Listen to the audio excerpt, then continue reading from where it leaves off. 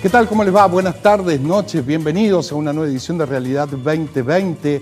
Mientras a nivel nacional la polémica está encuadrada y suscitada por esta reforma jurídica que intenta el oficialismo nacional mandar al Congreso, previa visión de esa comisión de notables integrada por juristas, también criticada porque algunos integrantes comulgan políticamente con el oficialismo. En la provincia de Córdoba sigue aumentando los casos de contagio por el coronavirus y hay un denominador común que aparece cuando uno habla con los intendentes y presidentes comunales, en off, claro, de la falta o poca comunicación que existe con los COEs regionales. Un caso testigo es lo que pasó el fin de semana en la Municipalidad de Malagueño, donde, a decir por el constitucionalista Antonio María Hernández, que representa a esos ciclistas que le han secuestrado la bicicleta, un intento de avasallamiento del poder, ¿no? Secuestrándole esas bicicletas. Lo que no está claro es la comunicación de esos COEs centrales con los diferentes distritos, o por lo menos una comunicación muy difusa.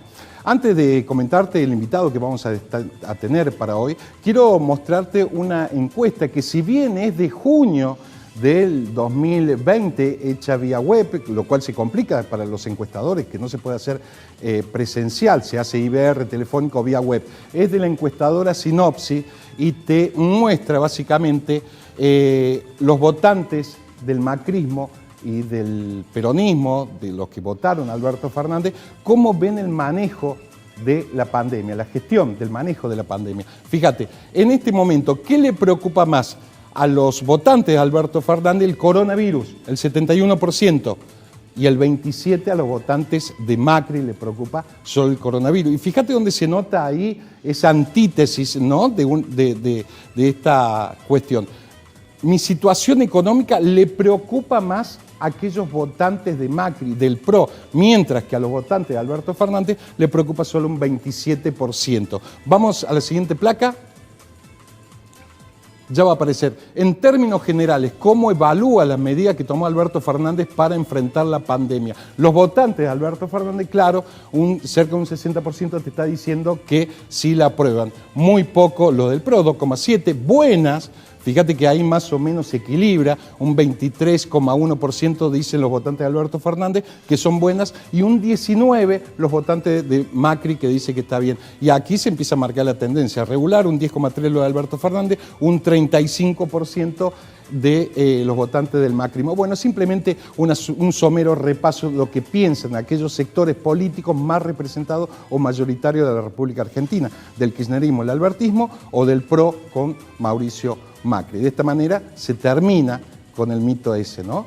A los votantes del macrismo, por lo menos, le preocupa más la economía, mientras que a los votantes de Alberto Fernández le preocupa más el tema de la pandemia.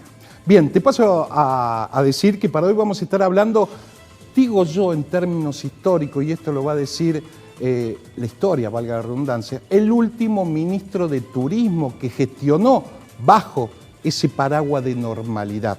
El ministro de Turismo de la Nación, me refiero al licenciado Gustavo Santos. Y vamos a estar hablando de este libro, que es El Después, ¿no? Turismo y Humanidad.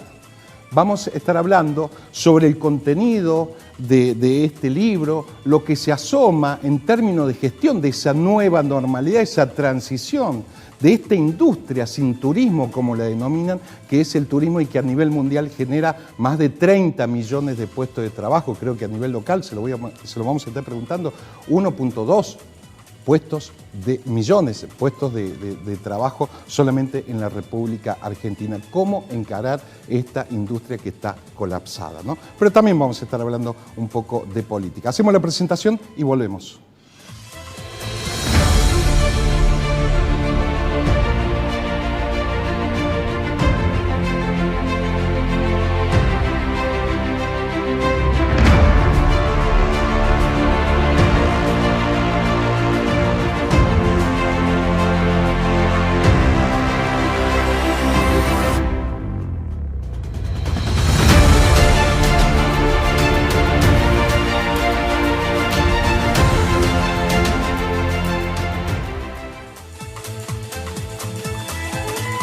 Bien, lo decía en la presentación, ya está aquí sentado con nosotros el licenciado Gustavo Santos. Decía, el último ministro de Turismo de la Nación que que le tocó gestionar en épocas normales. Licenciado, ¿cómo le va? Gracias por estar. No, muy bien, muy bien. Hacía mucho que no nos veíamos, así que una alegría volver a verte, Cristian. Muchos años, y también muchos años de gestión en Buenos Aires. Exactamente, etcétera, ¿no? exactamente. Bueno, hablaba de este producto literario que vamos a estar viendo en página, que es El Después, Turismo y Humanidad, junto con Michel Durieux, bien pronunciado el francés, el licenciado Durieux. Bien, donde habla básicamente del después, ¿no? Sí, bueno, Michel fue mi colega en la OMT, representando en la Francia, yo en la Argentina, en mi carácter de ministro, ahí en la Francia. Nos conocimos en el año 2015, de final del 2015, yo recién asumido como ministro. El anterior secretario general, Taleb Rifai, el jordano, nos pide que nos hagamos cargo de la Comisión del Presupuesto y los Programas de la OMT, la más importante de las comisiones. Y fui yo presidente, Michel vicepresidente, y allí nació una amistad muy profunda, una enorme confianza. Y cuando tuvimos la casualidad de que nos encontramos en marzo, primer día de marzo de este año, nos encontramos en Buenos Aires. Michel venía de un viaje de bodas con su mujer, de un crucero en la Antártida. Y nosotros yo con la mía, veníamos de una consultoría que había hecho en Quito, que me la había pedido la Federación de Cámaras de Turismo de Ecuador. Nos encontramos en Buenos Aires y ahí el tema de conversación de esa noche, esa cena, fue esta epidemia que estaba en Wuhan, que no era global. Que estaba empezando a afectar a algunos lugares del Asia y algunos sitios de Europa, en particular Italia. Esto era lo que estábamos viendo en aquel momento, y en esa cena tomamos la decisión de escribir un paper, porque los dos somos asesores de la actual secretario general de la OMT, de Sura Pololikashvili, y entonces tomamos la decisión de hacer un paper interno un borrador, digamos. Un borrador para los especialistas, un Claro. documento y ese documento, él regresa a Bordeaux, yo regreso a Córdoba. A los días se declara la pandemia y las cuarentenas en todo el mundo, y eso que iba a ser un paper se termina convirtiendo en este libro. 10 preguntas que nos hacemos juntos, él las contesta desde una visión europea, yo latinoamericana, y así nació El Después, que es un análisis no solamente del impacto del coronavirus en el turismo, sino también en la sociedad, porque el turismo va a ser como la sociedad sea. Licenciado, le quiero preguntar, ¿cómo se entiende que esto sea una pandemia global y no tenga una respuesta global? Bueno, o no coordinada. Es que uno de los temas que nos planteamos allí en el libro, lo vas a ver, y es ¿no? Uno de los grandes problemas que tuvo la pandemia es que, siendo global, fue el único caso, cuando analizamos todas las otras crisis, ya sea de otro tipo de económica, terrorismo, claro. Los ataques, ¿te acordás? Del 11 de septiembre. Del 11 de septiembre para adelante, que fueron Atocha, Francia, etcétera, o el SARS, o la gripe H1N1, o el ébola. Nunca había sucedido que en el mismo tiempo y en todo el mundo hubiera una crisis semejante. Esto fue en todo el mundo, en el mismo tiempo. Siendo la crisis global, las respuestas fueron nacionales. Locales. Individuales, locales. Y esto es un problema para la solución, finalmente, del tema. Europa ha dado, y la principal consecuencia fue que en 48 horas se empiezan a cerrar en forma anárquica todas las fronteras del mundo. Pasó en Córdoba también, algunos municipios en por todos ahí. lados. Desde el nivel nacional hasta los niveles locales, municipales, pasó en forma anárquica. Quedaron varados miles y miles de personas residentes de otros países en distintos lugares del mundo, abandonados muchas veces a su suerte, y lo de los barcos mucho peor. Porque gente que no tenía eran víctimas y que quedaron en el mar, se les impedía bajar en los puertos para atenderse. Hubo una doble moral de la humanidad. Mientras se trataba a los que estaban en tierra, se abandonaba a su suerte a los que estaban en el mar, y en eso debo reconocer, y lo hago en el libro, solamente hubo un país de nuestra región que tuvo una actitud absolutamente diferente, que fue Uruguay, que permitió a unos cruceros australianos que habían quedado varados y que no encontraban en qué puerto bajar, permitió que los enfermos fueran atendidos en Montevideo y armaron un corredor sanitario para que vuelos especiales que mandó a Australia salieran. El embajador de Argentina, de Australia en Argentina, reconoce esto al Uruguay y con una foto que dice el barco, una sábana, los misma gente diciendo gracias Uruguay. Esto que vos bien dices genera esta actitud de respuestas individuales que no se terminan de resolver, son las que también van a demorar la salida. Porque de esto se sale, Cristian, no con aislacionismo. Todos los planteos aislacionistas son planteos retrógrados. Desde lo económico hasta la pandemia. Desde lo económico, desde lo psicológico, turística. Desde lo humano, desde la cooperación internacional. Lo dijo Kissinger, hemos vuelto a la ciudad amurallada del medioevo, en el momento en que el mundo para funcionar necesita intercambio humano y de comercio. Entonces, hoy Europa nos está dando una señal muy bien liderada por Merkel, que hoy es la presidenta, muy bien liderada por Merkel, hoy probablemente la estadista más importante del mundo. Sí. Nada que ver con Boris Yeltsin, por ejemplo, ni hablar de Bolsonaro, ¿no? Europa ha vuelto a abrir sus fronteras internas, estamos viendo qué está pasando en el verano europeo, nos va a servir como... Y el único país que reciben de viajeros, por lo menos, Uruguay. Al único externo a Europa de nuestra región es Uruguay. Nosotros estamos en una etapa muy precaria. Te diría que estamos como país en una etapa casi preconstitucional.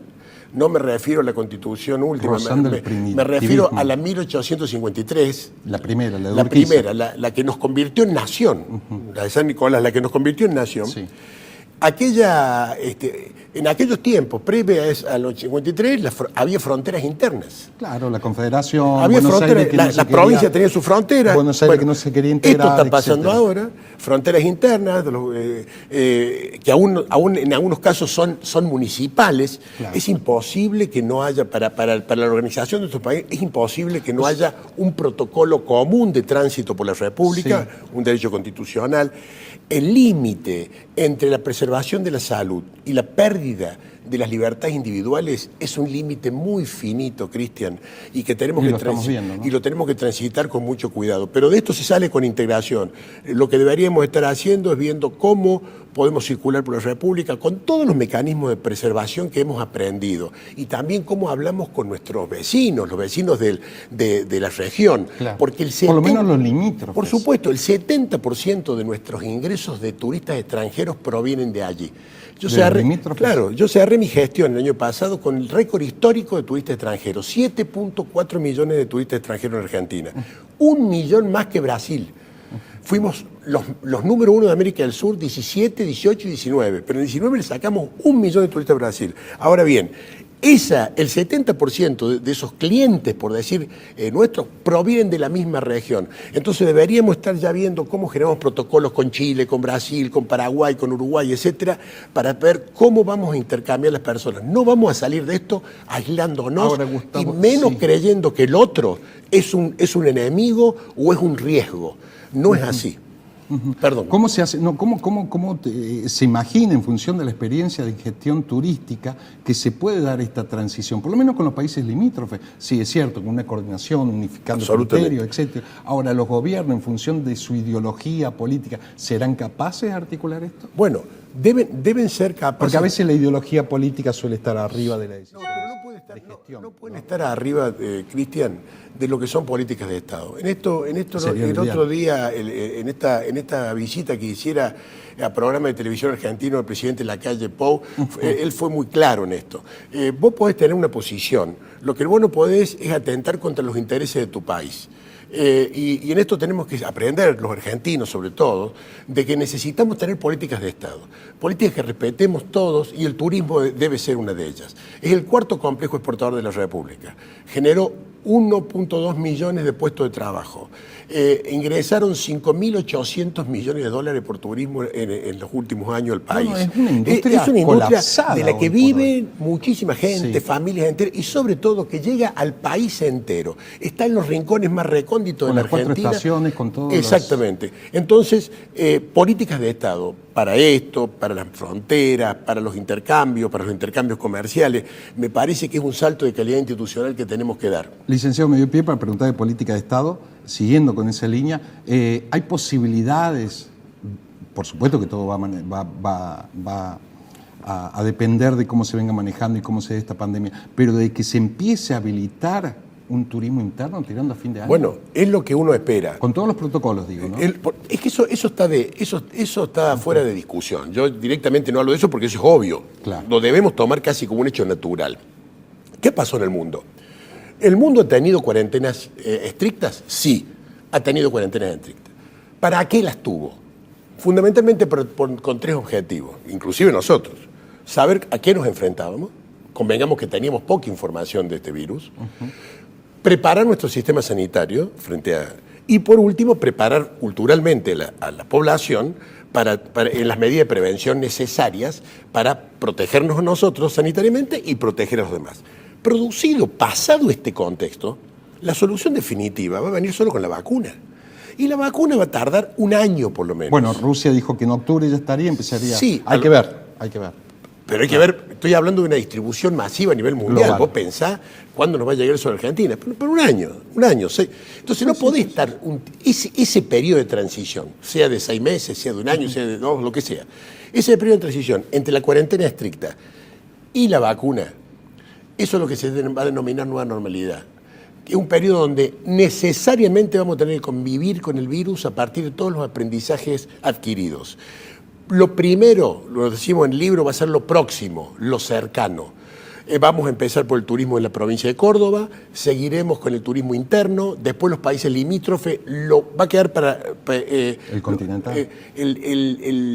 El largo radio va a quedar para el último tramo. Pero es una forma de ir oxigenando a esta industria sin turismo que hoy está colapsada. Sí, exactamente. Y en eso Córdoba va a tener una oportunidad, en un sentido, porque Córdoba tiene fuerte participación en lo que es turismo interno. Claro. Y tiene poco turismo internacional. Los destinos del país que tenían mucha carga de turismo internacional, la ciudad de Buenos Aires, Ushuaia, Calafate, Mendoza, el norte, Iguazú, son los que más van a sufrir esto. Córdoba en ese sentido lo va a sufrir menos. ¿Por qué lado va a sufrir más Córdoba? Por el turismo de reuniones, éramos los segundos del país, y las reuniones este año no van a existir directamente. Claro. Por los viajes masivos, pensar en los viajes de turismo Carlos Paz, todo lo que era el viaje estudiantil, etcétera, etcétera, eso en el corto plazo tampoco lo vamos a tener. Es decir, que por un lado Córdoba se va a ver beneficiada por su condición de destino de naturaleza, por sus sierras, porque la naturaleza también va a ser lo más demandado, pero perjudicada en esto de turismo de reuniones, turismo de eventos, turismo masivo, que indudablemente va a estar mucho más restringido. Bueno, para ampliar, seguramente lo vamos a seguir ampliando, está aquí en el libro, pero licenciado, no quiero perder oportunidad para usted, ¿sigue considerando un dirigente radical? Lo quiero pasar al tema político, digo. Yo soy un dirigente de Juntos por el Cambio, de esa coalición que se estructuró en su momento en la Argentina, en la presidencia y que llevó a la presidencia al presidente Macri, pero me siento fundamentalmente un hombre comprometido con los valores republicanos, con la defensa del sistema democrático y un defensor acérrimo de la Constitución Nacional. Yo creo que esos 3 conceptos, defensa de los valores republicanos, del sistema democrático y defensa irrestricta y respeto irrestricto de la Constitución, son el punto de partida para dialogar con todos. Pensemos como pensemos. El país va a vivir momentos muy difíciles, Cristian.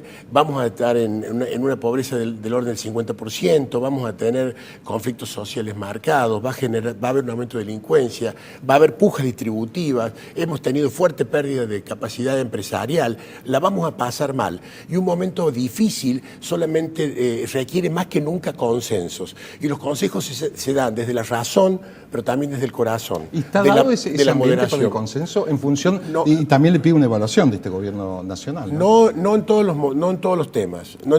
Uno quisiera ver un gobierno nacional que esté pensando mucho más como Adolfo Suárez, en una Moncloa, sobre todo de cara al tsunami que se viene, que en factores que nos dividan a los argentinos. Meter hoy, en medio de la pandemia, después de suspender las reuniones sociales, ayer en todo el país, haya o no haya coronavirus, y estar tratando este tema de la reforma de la justicia, que debiera ser un tema de un amplio... Criticada por los integrantes, ¿no? de esa comisión de notables, porque además, comulgan políticamente pero que además debiera ser un tema de gran consenso nacional, Cristian. Ahora, pero la oposición fue invitada y no quiso ir porque dice que van a terminar haciendo lo que ellos quieren finalmente. Lo que pasa es que no es un tema que exista la posibilidad de tratarlo en este contexto. Es una falta de respeto que hoy nosotros estemos pensando que podemos tratar una cuestión estratégica de la República, como es el funcionamiento de la justicia, en medio de este contexto. Debieran ser los hechos que supongan consensos muy profundos, responsabilidad muy grande de los dirigentes. Tenemos que estar a la altura de las circunstancias y yo me temo que no todo el mundo está a la altura de las circunstancias. A veces se aprovecha este momento de pandemia para tomar decisiones que muy bien, y en el libro citamos los casos, la propia Michelle Bachelet, en su carácter de alta comisionada de las Naciones Unidas, alerta sobre los riesgos de autoritarismo que pueden prolongarse después inclusive de la pandemia. Seguro. Y recién le acabo de preguntar por el balance en estos meses, en este contexto sanitario del gobierno nacional. ¿Y la oposición? ¿Cómo está?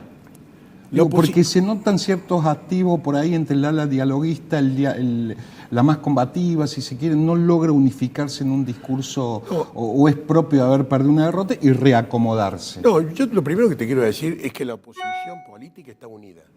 Y esto es un dato objetivo, es un dato fuerte además. La oposición está unida. Y además, por supuesto que tiene diferencias. Es diferente, es un espacio democrático, es un espacio es una coalición, son distintos partidos los que la integran, inclusive con orígenes distintos, porque hay sectores radicales, de liberales,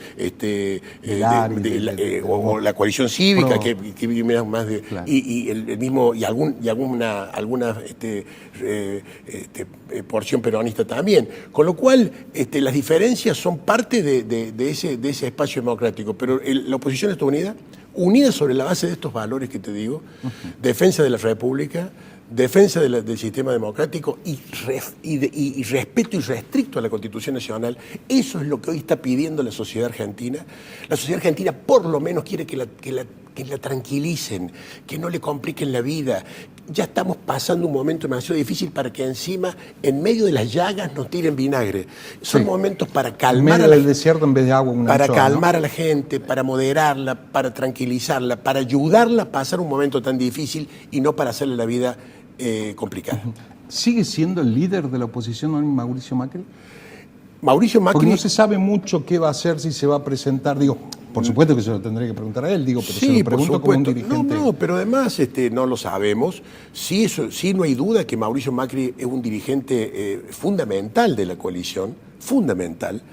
Yo he tenido la suerte de trabajar 4 años con él y te puedo decir, Cristian, que lo valoro como un líder de la Argentina, de una Argentina moderna, de una Argentina abierta al mundo, de una Argentina respetuosa de las libertades individuales, de una Argentina respetuosa de la libertad de prensa, respetuosa de la justicia independiente. Los valores del presidente Macri fueron valores que los comparto plenamente. Hubo errores, por supuesto, si no hubiéramos ganado las elecciones, pero hay valores muy profundos detrás de la figura de la gestión del presidente Macri que ha unido a mucho y que representa a muchísima parte de la Argentina, ¿no? Efectivamente. Fue votado. Licenciado, lo bajo un poco más a lo micro, a la política micro. ¿Cómo ve el radicalismo hoy a nivel provincial? Con tantos años, más de 20 años fuera del poder. No hay duda de que tenemos un problema, una contradicción entre lo que entre lo que la coalición representa para los cordobeses. Pensá que ganó por el 72% en el 2015 la provincia y por el 62% en diciembre del 19, en un momento... Fue la que más le aportó. Pero en un momento económico difícil. Sin embargo, hay entre esa respuesta y después la construcción política de nuestra dirigencia, tanto del PRO como del radicalismo, hay como una brecha muy grande entre la sociedad y esa estructura. De hecho se vio, ¿no? Cuando Mestre termina yendo orgánicamente por el radicalismo y Negri por el PRO. El gran desafío, Cristian, que tenemos es articular un trabajo por delante con la sociedad. Como te digo, el diagnóstico es este que te dije antes, vamos a pasar momentos muy difíciles. Frente a estos momentos difíciles, lo que hay que hacer es un trabajo de integración público-privado muy fuerte, un trabajo muy fuerte de integración entre la política y la sociedad. Hoy no hay ningún partido que le pueda decir al campo lo que tiene que hacer para crecer. El campo tiene que venir a sentarse a decirnos cómo lo ayudamos para crecer. Pero sin embargo es al que más le metemos la mano. Entonces nosotros necesitamos, por lo menos en Córdoba, un salto de calidad en la construcción política. ¿Y eso incluye al radicalismo local? Por supuesto, debe incluirlo, por supuesto. ¿Cómo se hace con tantos dirigentes hoy? Bueno, primero, ¿es partidario de que haya una interna, teniendo en cuenta que ahora se le alargó al 6 de diciembre? Mirá, con tantos dirigentes, 9 grupos yo internos, ¿no? creo que las renovaciones son positivas. Las renovaciones son positivas. Después los mecanismos, las oportunidades es otra cosa. O sea, me está queriendo, es mi lectura que hago, no sé si coincide, que sería bueno, o a lo mejor no darle ese voto de confianza para una nueva renovación de Ramón Mestre. Yo creo que las renovaciones en las conducciones son positivas.